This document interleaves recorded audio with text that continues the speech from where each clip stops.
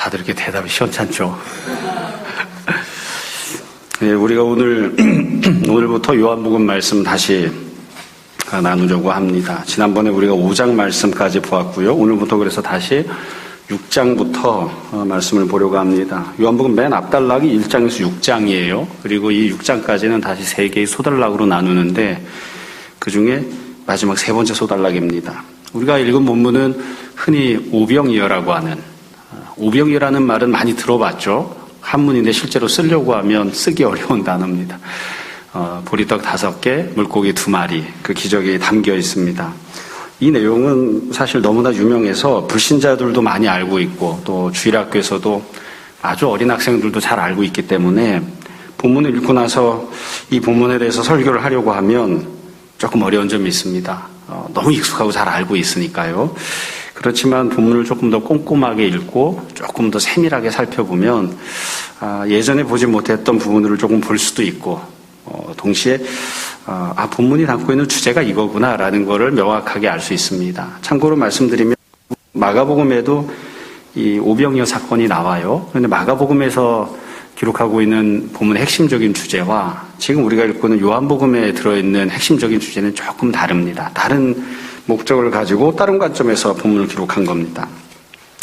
아마 앞부분에 나왔던 내용들 요한복음 단락이 어떻게 구성되어 있는지 좀 잊어버리셨을 거예요. 이 소단락들은 앞부분에 내러티브가 나오고 설교가 나오는 이 두 개가 하나로 묶여 있었습니다. 그러니까 예수님께서 어떤 기적을 행하시고 사건이 있고요. 그 사건과 관련해서 사건의 의미를 좀 상세하게 설명해 주시는 그런 설교들이 있었습니다. 그래서 이 두 개가 이제 하나로 이제 묶여져 있는 그런 모습이었고 또 사건들 같은 경우에는 가만히 이렇게 보면 사건 자체를 설명하는 내용이 있고 그 안에 이 사건을 왜 했는지, 사건의 의미가 무엇인지를 예수님께서 직접 설명하시는 부분이 들어있고 맨 끝에 가면 그 당시가 아니라 시간이 한참 흐른 다음에 제자들이 어떻게 깨달았는지 제자들이 깨달은 의미가 나옵니다. 그러니까 본문 안에 3가지 내용이 들어있었던 거죠. 사건 안에 첫 번째는 사건 자체, 두 번째는 예수님의 설명, 세 번째는 제자들이 훗날 깨달은 내용입니다. 그런데 지금 읽은 이 오병이어 사건 안에는 두 번째, 세 번째가 없습니다.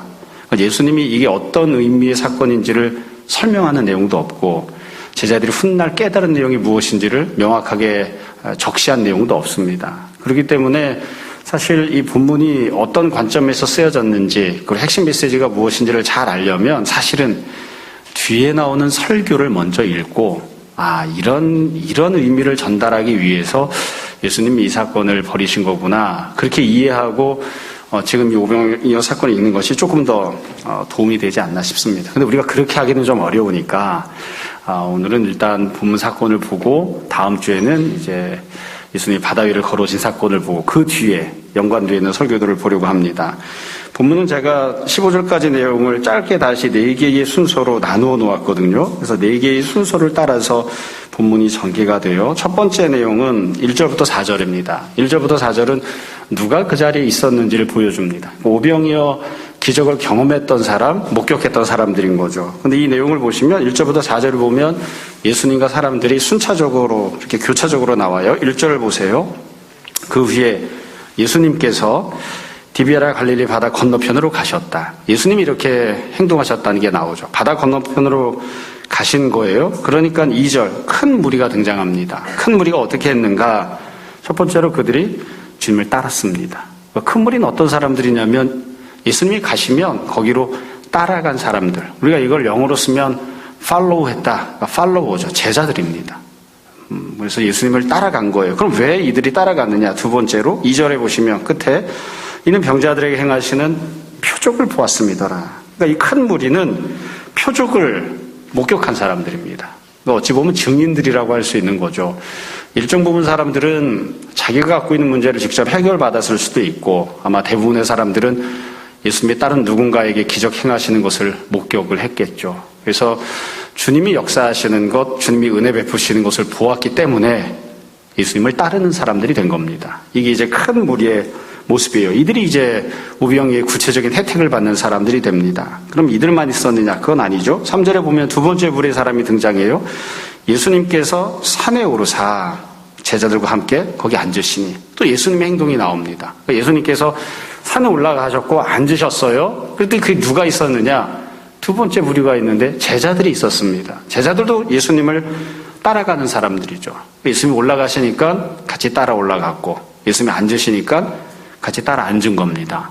그럼 제자들은 왜 이렇게 했을까요? 본문에서는 명확하게 이야기는 안 했지만 아마 제자들은 수많은 표적을 본 사람들이었기 때문에 이렇게 하지 않았을까. 그것도 굉장히 중요한 이유 중에 하나가 아닐까 싶습니다.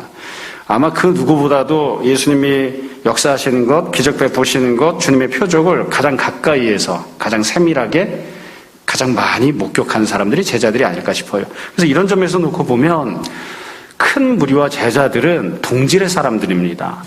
다 예수님을 따르는 사람들이고 그리고 표적을 목격한 사람들이에요. 이 사건이 벌어진 시간적 배경이 나타납니다. 4절을 보세요. 마침 유대인의 명절인 유월절이 가까운지라.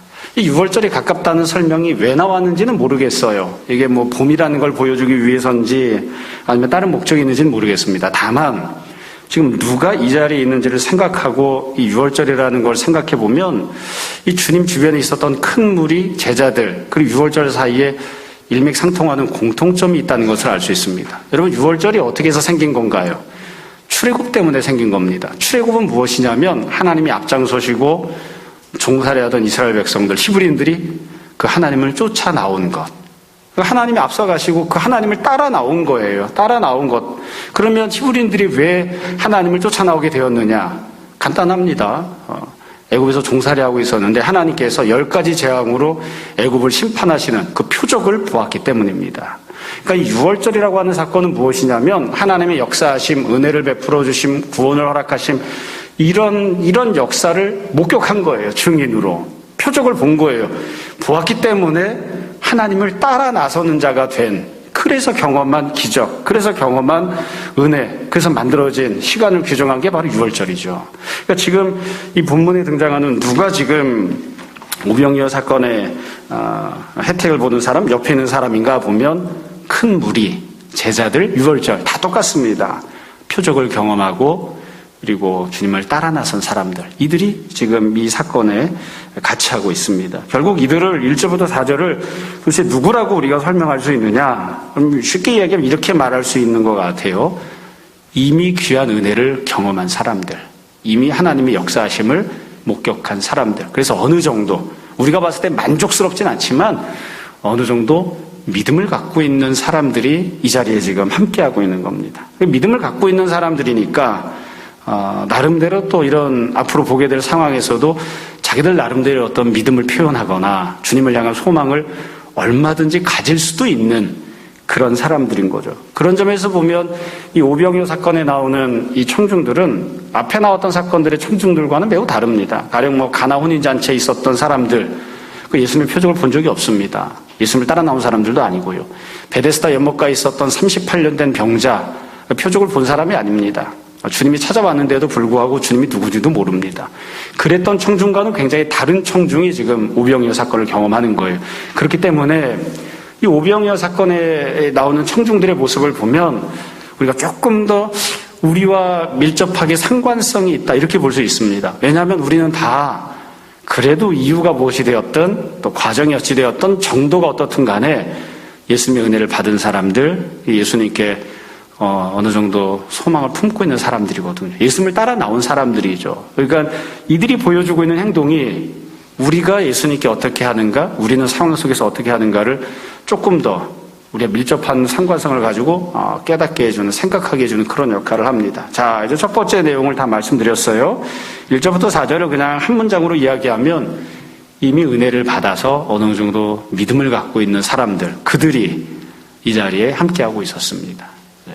그런데 그럼에도 불구하고 이런 사람들임에도 불구하고 그도 이제 사건이 전개가 되기 시작해요. 어떠한 상황이었는가? 두 번째 내용은 5절부터 9절입니다.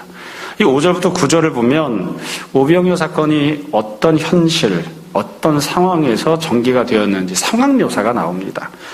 이 5절에서 9절은 예수님과 제자들 사이의 대화로 구성이 되어 있어요. 사실 혜택은 5천 명에 이르는 큰 무리가 보지만 오병이어 사건 대화나 전개는 예수님과 제자들 사이의 관계로 그렇게 나옵니다. 먼저 예수님이 제자들에게 질문을 하세요. 5절을 보세요. 예수께서 눈을 들어 큰 무리가 자기에게로 오는 것을 보시고 빌립에게 이르시되, 예수님이 12제자 중에 한 사람이죠. 빌립에게 질문하신 거예요. 우리가 어디서 떡을 사서 이 사람들을 먹이겠느냐. 예수님 질문은 어디에 가서 떡을 살 수 있느냐, 어디에 가서 떡을 살 수 있느냐, 어떻게 해야 이 사람들을 다 먹일 수 있겠느냐, 이렇게 질문하신 거죠. 문자 그대로만 놓고 보면 떡 살 곳이 어디 있느냐 이런 뜻이지만, 그러나 실제로 주님 물으신 건 이 문제를 어떻게 해야 해결할 수 있겠느냐, 이 현재 상황을 어떻게 해야 처리할 수 있겠느냐, 이걸 질문을 하신 겁니다. 3편 이렇게 옆으로 돌이켜서 보면, 야, 예수님 앞에 나왔는데도 굶주리는 상황이 생기는구나, 예수님 앞에 나왔는데도 해결해야 되는 문제가 여전히 그대로 남아있구나, 이런 것도 생각해 볼 수 있습니다. 여하튼 이 문제를 어떻게 해야 해결할 수 있겠느냐, 이렇게 질문을 하셨어요. 그 뒤에 보면 중요한 내용이 나오죠. 6절에 보면 이렇게 말씀하시면, 이렇게 물어보시는 건 친히 어떻게 하실지를 아시고 빌립을 시험하고자 하십니다. 한편으로 생각하면 예수님이 좀 야속하고 좀 얄밉습니다. 그냥 딱 나는 이런 계획을 갖고 있다, 이렇게 말씀하셔도 되는데 그런 말씀을 안 하시고 질문을 하신 거니까요. 그렇죠? 근데 이 6절을 보면 결국 이후에 보면 제자들이 뭐라고 생각하고 대답했는지 이거와 상관없이 예수님이 이미 계획을 갖고 계십니다. 그러니까 지금 이 상황은 의도된 상황이고요. 이 모든 문제가 해결되는 과정도 예수님의 계획 속에 있습니다. 그러니까 예수님이 뭔가를 물어보실 때에는 몰라서 물어보는 게 아니에요. 예수님께서 어떤 힘들고 어려운 상황을 만드시고 그곳으로 제자들, 자기를 쫓는 자들이 들어오게 하셨을 때에는 해답이 없어서 그렇게 하신 게 아니에요. 나름대로 주님께서 예비하신 답이 있어요. 주님의 계획이 있습니다. 그럼에도 불구하고 그런 상황으로 데리고 가시는 것이고 또 질문을 하시는 거죠. 자, 그러니까 이제 대답을 합니다. 제자들이 2번에 걸쳐서 대답을 하는데, 첫 번째 대답은 7절, 질문받은 빌립이 대답합니다. 7절을 보세요. 빌립이 대답하되 각 사람으로 조금씩 받게 할지라도 200데나리온의 떡이 부족하리이다. 이 빌립의 대답입니다.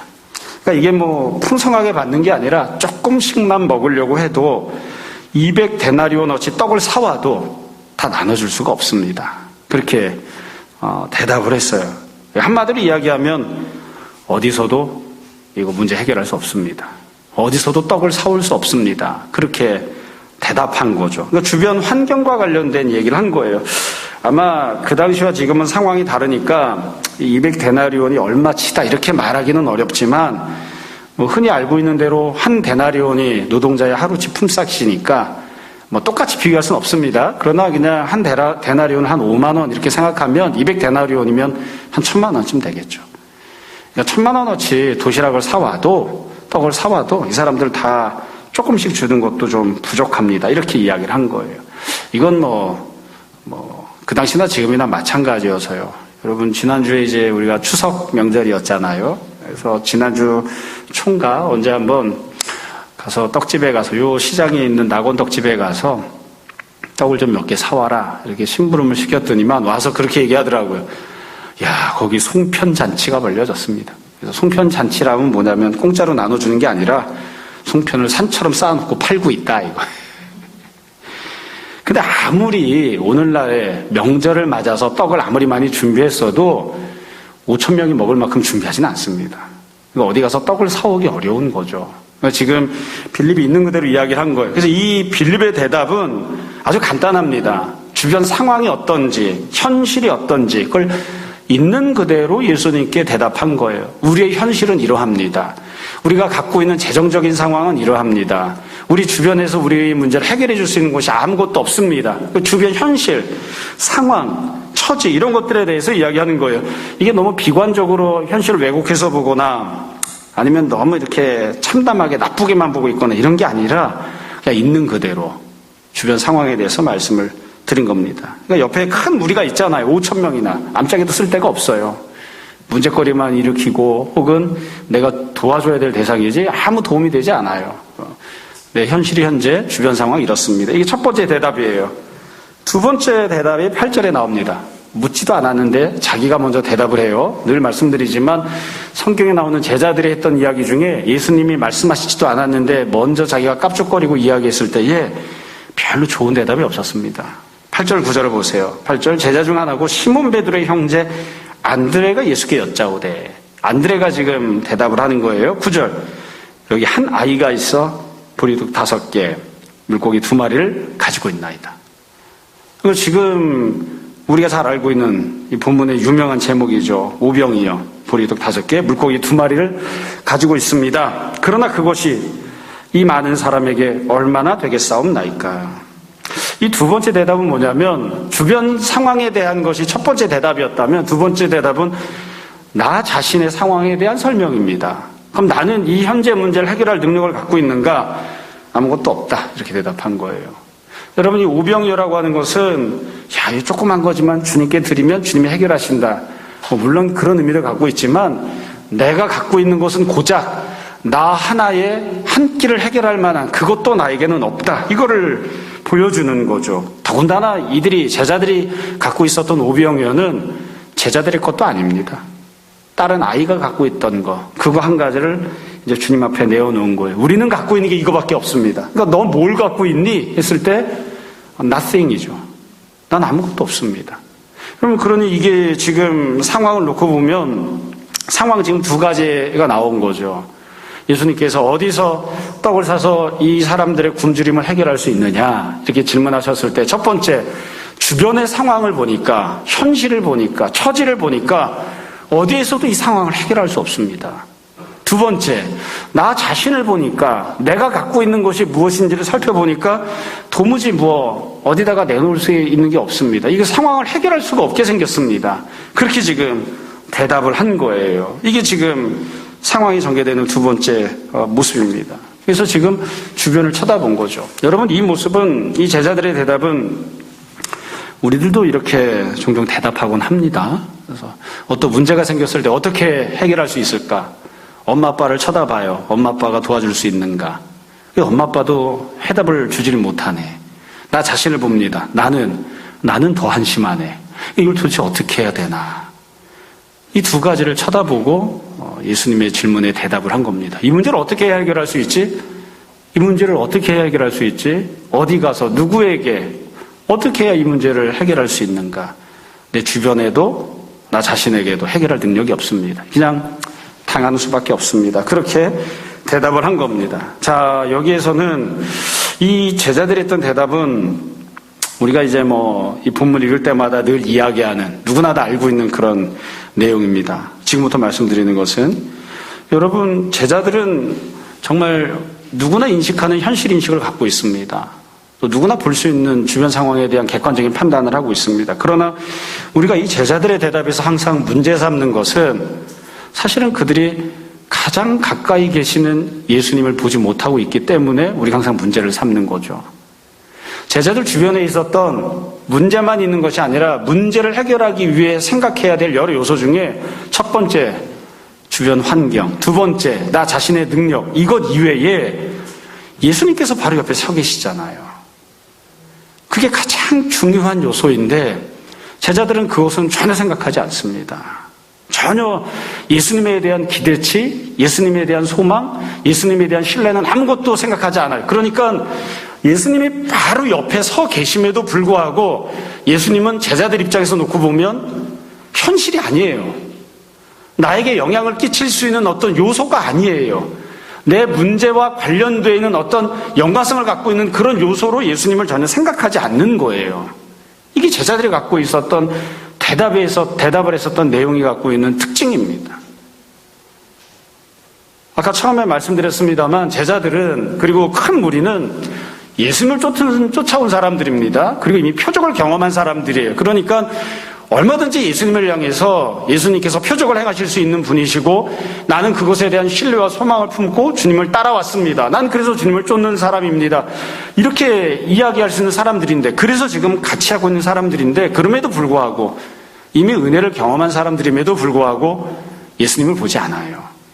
예수님에 대한 아무런 신뢰도 소망도 없는 거죠. 그래서 이게 우리를 이제 어렵게 만드는, 제자들만 이런 것인가?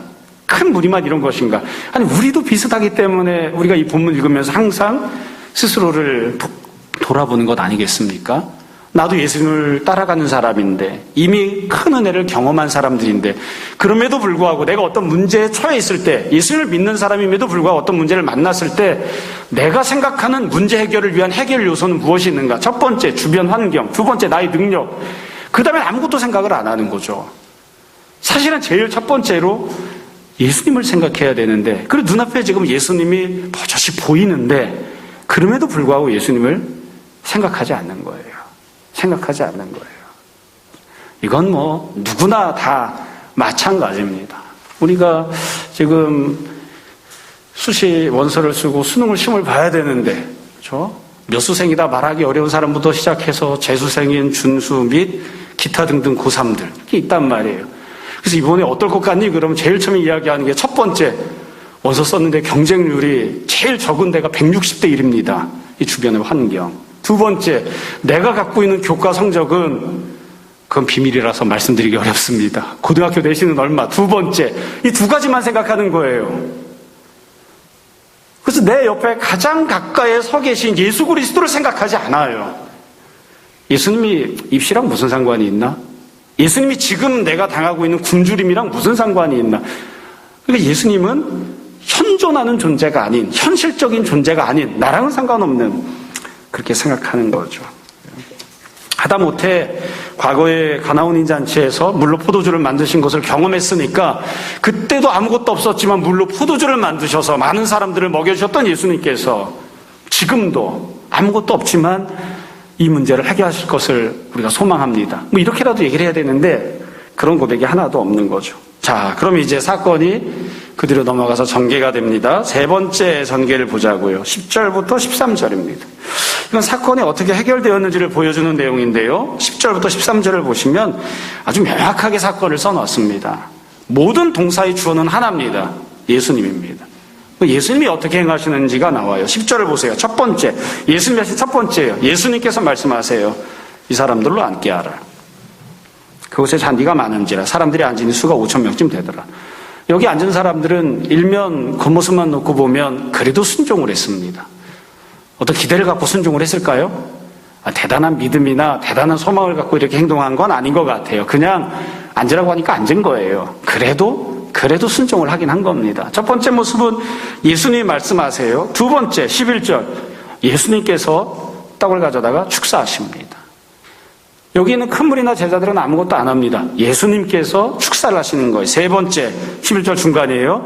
앉아있는 자들에게 나눠주시고 예수님이 나눠주시는 겁니다. 물론 제자들을 통해서 나눠주셨겠죠. 예수님께서 나눠주시고 물고기도 그렇게 그들의 원대로 주시니라. 예수님이 주신 겁니다.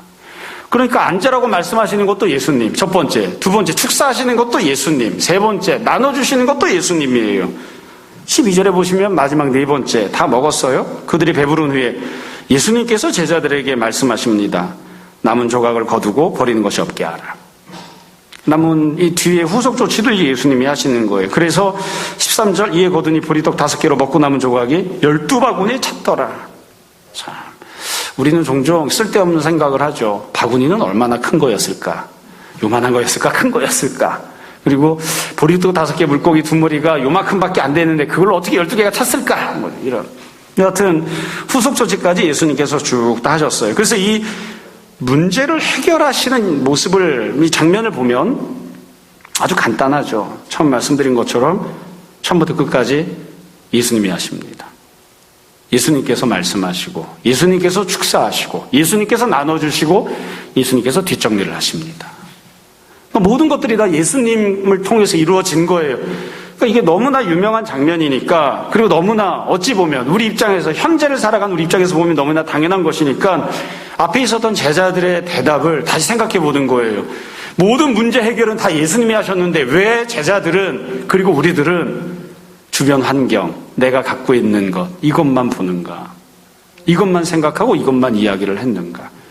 실제로는 주변 환경이 나를 도와준 게 아니고 실제로는 내가 갖고 있던 능력이 나를 구원해 주는 게 아니었는데 예수님께서 역사하시고 예수님께서 관여하시고 예수님이 원래 갖고 있던 계획대로 일을 진행하시면서 문제들이 해결되고 내가 은혜를 누린 것이었는데 왜 제자들은 주님은 바라보지 않았는가? 왜 우리는 주님을 바라보지 않는가? 결국 그렇게 보게 되는 거죠. 그래서 이 10절부터 13절에 보면 오병이어 사건이 해결되는 이 사건을 보면 중요한 특징은 딱 두 가지입니다. 첫 번째는 누가 이 문제를 해결했는가? 예수님이 해결하신 겁니다. 예수님께서. 이게 오병이어 사건의 핵심 주제죠. 누가 이 문제를 해결하는가? 예수님께서 해결하십니다. 두 번째는 예수님께서 무엇을 주셨는가요? 예수님께서 어떻게 주셨는가요? 무엇을 주셨는가요? 예수님께서 이 큰 무리와 제자들에게 먹게끔 나눠주신 떡과 물고기가 있었습니다. 이 모든 것들은 계속해서 우리가 이야기하는 것처럼 상황이나 사람들이 갖고 있던 능력과는 아무 상관이 없는, 그리고 그들은 상상도 할 수 없는 것들을 채워주신 것이었고, 동시에 예수님께서 계획하고 있던 것을 베풀어 주신 겁니다. 주님은 다 계획을 갖고 계셨습니다. 그 계획대로, 주님의 섭리대로 일들이 진행된 거예요. 구체적으로 한번 질문을 던져볼게요. 주님이 무엇을 주셨는지, 이 무엇을 주셨는지가 정말 중요한 부분이거든요. 여러분, 예수님이 주신 건 보리떡 5개, 물고기 2마리 뜯어서 주셨으니까 떡과 물고기를 주셨겠죠. 본문에 없는 질문입니다. 그러면 이 아이가 갖고 왔던 떡, 물고기는 엄마가 만들어줬겠죠. 물론 아이가 직접 해갖고 왔을 수도 있습니다. 아니면 아빠가 만들어줬을 수도 있는데, 예수님께서 사람들에게 이걸 가지고 떡과 물고기를 나눠주셨을 때, 주님이 나눠주셨을 때 사람들이 받아 먹은 건 아이가 갖고 있던 것과 똑같은 종류, 똑같은 맛, 똑같은 재료의 떡과 물고기였을까요? 아니면 조금 달랐을까요? 모릅니다. 근데 저는 그런 생각을 해봐요. 과연 똑같았을까? 그건 아무도 모릅니다. 예수님께서 어떤 떡을 나눠주셨는가? 모릅니다. 한 아이가 갖고 있었던 떡과 물고기가 있었는데 그것과 똑같은 맛을 갖고 있는 그런 떡을 나눠준 것일까? 아니면 예수님께서 띄어서 나눠주실 때에, 주님께서 나눠주실 때에는 주님이 주시는 것이니까 조금 다른 그런 떡과 물고기를 주셨을까? 모르죠. 사실은 맛본 사람들도 몰라요. 제자들도 몰라요. 그걸 먹어보지 않았으니까. 아이가 갖고 왔던 떡이 어떤 건지 아무도 먹어보지 않았기 때문에 몰라요. 똑같은 떡인지 다른지. 여하튼 예수님께서 떡을 주신 거죠. 또 예수님께서는 얼마만큼 주셨는가? 이게 참 중요한 부분이에요. 얼마만큼 주셨냐면 5,000명이 먹게끔 주셨어요. 5,000명이에요. 말 그대로 그냥 5,000배가 늘어난 거예요. 근데 우리는 이 5,000이라고 하는 숫자에 자꾸 얽매이면 안 됩니다. 본문을 보면 어떻게 나오느냐? 12절에 보면 배부른 후에 이렇게 되어 있고요. 11절 끝에 보면 원대로, 원하는 만큼 실컷 다 먹은 겁니다. 5,000명이 다 배가 부를 만큼, 원하는 만큼 다 먹은 거예요. 그러면 그 이후에 12강주리가 남았는데 어떤 사람이 나는 사실 원하는 만큼 못 먹었습니다. 더 주세요. 그럼 더 주셨을까요? 안 주셨을까요? 더 줬겠죠. 만약에 그 자리에 1만 명이 있었으면 10,000명이 먹었을까요? 못 먹었을까요? 5,000명만 먹을 분량이어서 그걸 나눠서 10,000명이 먹었을까요? 아닙니다. 만약 10만 명이 있었으면 10만 명도 다 먹었을 겁니다. 사실 사람마다 먹는 분량이 다르잖아요. 제가 먹는 양과 하준이가 먹는 양은 매우 다릅니다. 제가 만족을 느끼는 양과 하준이가 만족을 느끼는 양은 달라요. 그렇죠? 근데 예수님께서 각 사람이 기호가 어떻든, 각 사람의 분량이 어떻든 그걸 다 만족할 만큼 다 채워주신 거예요. 그래서 우리가 이걸 다르게 표현하면, 오늘날식으로 이야기하면, 현대는 성경을 이해하기 참 좋은 제도가 많아요. 무한 리필입니다. 무한 리필. 끝까지 채워주는 겁니다. 끝까지 다 채워주고 무한 리필로 다 채워주되 그 사람이 원래 갖고 있었던 보리떡과 물고기의 그런 정도의 품질, 그런 정도의 맛, 이게 아니라 주님이 주시는 것으로 무한 리필을 해주시는 거예요. 그래서 이 무한 리필을 해줬다고 오병이어 사건을 본다면 이렇게 얘기할 수 있어요. 예수님께서 무한대로 공급해 주신 겁니다. 다르게 표현하면 영원히 공급을 해주신 겁니다. 그들이 비록 갖고 있었던 것은 그냥 한 사람이 한 끼 먹을 만큼 그 정도의 양에 불과했지만 주님께서 그걸 가지시고서는 필요로 하는 모든 사람들에게 무한대로 영원히 원하는 만큼 배부를 때까지 다 채워주시고도 남음이 있었다. 이게 이 본문이 갖고 있는 내용이죠. 예수님이 채워주신 거예요. 이걸 예수님이 보여주시기 위해서 이 사건이 벌어진 겁니다. 예수님은 어떤 분이신가? 주님이 계획을 갖고 계세요. 내가 너에게 무한대로 영원히 채워주겠다. 그걸 보여주기 위해서 이 사건이 벌어진 겁니다. 자, 그 뒤에 마지막 4번째 사건이 전개된 이후에, 결과 이후에는 어떻게 되었는가? 14절, 15절에 보면 사건 이후에 반응을 보이는 사람들이 세 부류가 나옵니다. 먼저 첫 번째는 큰 무리예요. 큰 무리. 떡을 얻어먹은 사람들이죠. 14절. 그 사람들이 예수께서 행하신 이 표적을 보고 말하되 이는 참으로 세상에 오실 그 선지자라 하더라.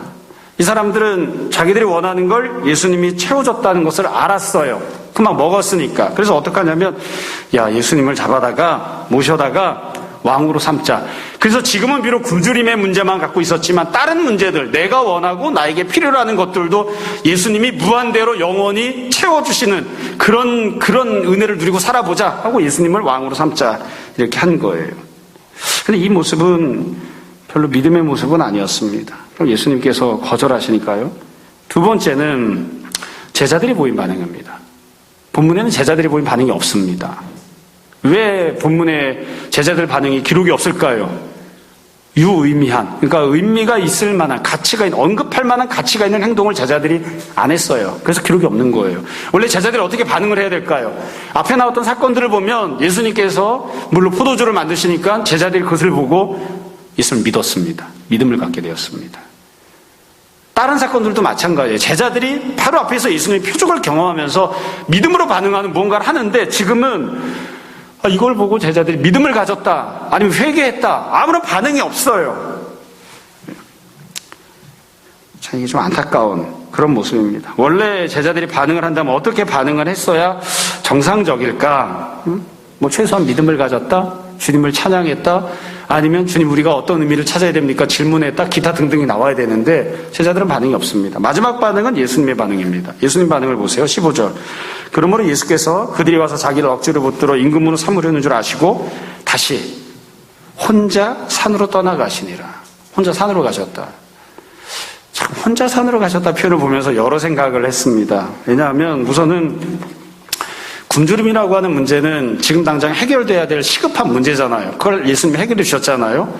그럼 사람들이 그와 비슷하게 내가 지금 해결받아야 될 시급한 문제들이 있는데 그 문제를 채워달라고 예수님을 붙잡아서 왕으로 삼으려고 한 거잖아요. 예수님이 안 해주겠다고 하는 거예요.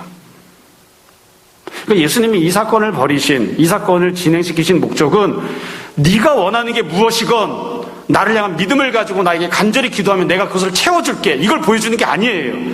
사람들이 아무리 원해도 예수님이 안 들어주세요. 안 들어주고 그냥 가버리신 거예요.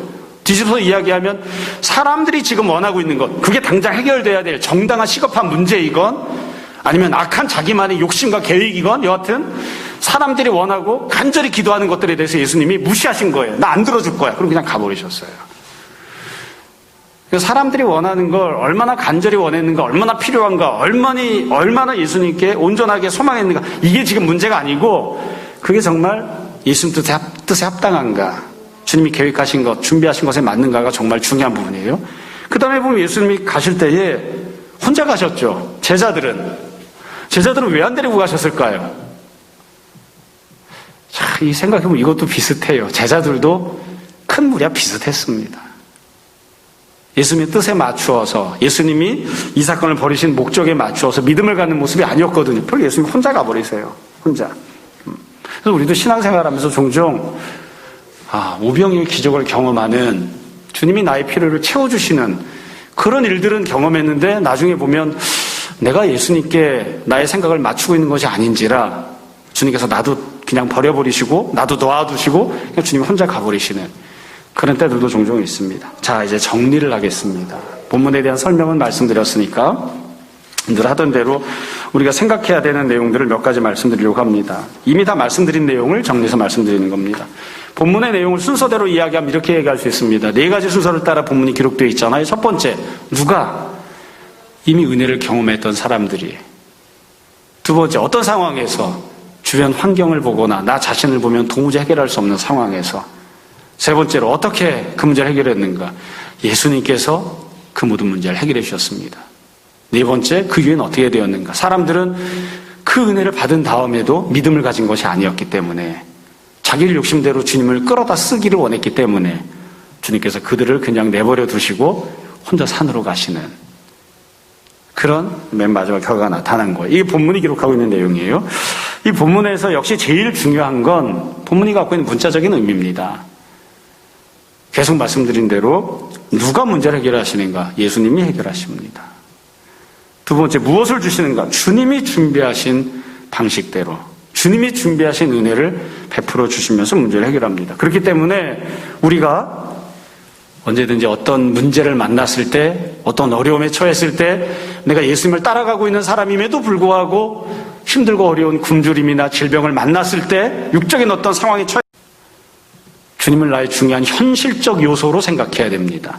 예수님은 천국에 가서, 아니면 저 나랑은 상관없는 그냥 신앙생활하고 교회 왔을 때만, 그게 아니라 예수님은 내 삶의 현실의 문제를 해결하는 가장 중요한 현실적 요소입니다.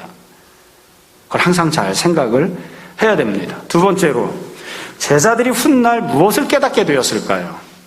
우리가 본문만 놓고 보면 이걸 이해하기가 좀 어려운 부분이 있습니다. 뒤에 나오는, 아까 처음 말씀드렸던 것처럼 뒤에 나오는 설교들을 읽어야 그것을 조금 더 이해할 수 있는데, 사실 앞에 나왔던 가나온 잔치도 마찬가지예요. 예수님이 물로 포도주를 만드셨잖아요.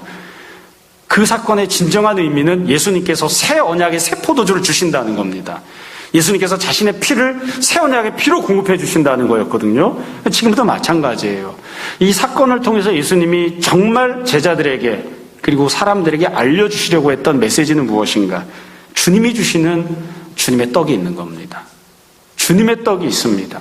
그리고 예수님께서 그 주님의 떡을 무한대로 영원히 공급해 주실 것입니다. 그 떡을 먹고 마시는 자, 그 떡을 공급받고 그 은혜 가운데 살아가는 자들이 영원한 영생을 누리게 될 것입니다.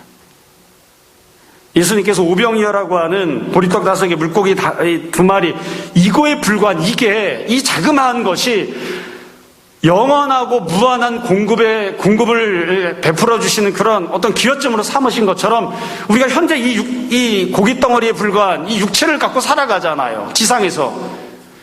그런데 이 육체가 이 육체적 삶으로 끝나는 게 아니라, 주님께서 우리의 육체를 변화시켜 주셔서 이 육체가 영원한 삶을 살아가는 부활하는 육체로 주님께서 만들어 주시고, 주님께서 영원한 생명의 떡을 우리에게 공급해 주신다는, 그것을 보여주시기 위해서 이 사건이 벌어진 겁니다. 이거 이제 다다음 주에 다시 더 말씀을 드리려고 합니다. 참고로 한 가지를 더 말씀드리려고 해요. 세 번째로 우리가 생각해 봐야 되는 건, 이와 같이 주님께서 떡을 떼어주시는 장면이 성경 안에 한 군데 더 나옵니다. 성찬식을 행할 때입니다. 주님께서 떡을 떼어서 제자들에게 나눠주시면서 이것이 나의 몸이다, 이렇게 말씀하셨어요. 이게 나의 살이다. 어찌 보면 지금 이 오병이어 기적이 벌어지고 있는 이 장면은 완전히 똑같지는 않지만 예수님께서 미리 성찬을 보여주시는 거예요. 내가 너희에게 주는 떡이 있다. 주변 상황이나 역사적으로나 너 자신의 능력으로가 아니라 내가 너희에게 주는 떡이 있다. 그 떡으로 너희가 배부르게 원하는 만큼 먹고 마시게 될 것이다. 지금 당장만이 아니라 앞으로 영원히 영원한 삶을 살아가는 데 필요한 은혜들을 내가 너에게 공급할 것이다. 그런 성찬의 모습을 미리 보여주시는 그런 역할도 합니다. 자, 마지막으로 한 가지만 더 말씀드리겠습니다. 결국 이 모든 설교를 마치면서 우리가 늘 스스로에게 던지는 질문은 그거예요. 우리는 어떤 믿음을 가져야 됩니까? 우리는 어떠한 소망을 가져야 됩니까? 여러분, 이 땅에서 육신을 갖고 살아가는 동안 아무도 나를 도와주지 않고 내 힘으로도 해결할 수 없는 어려운 문제를 만났을 때 내 옆에서 내 손을 꼭 붙잡고 계시는 예수님을 우리가 잘 바라보는 사람들 되었으면 좋겠습니다.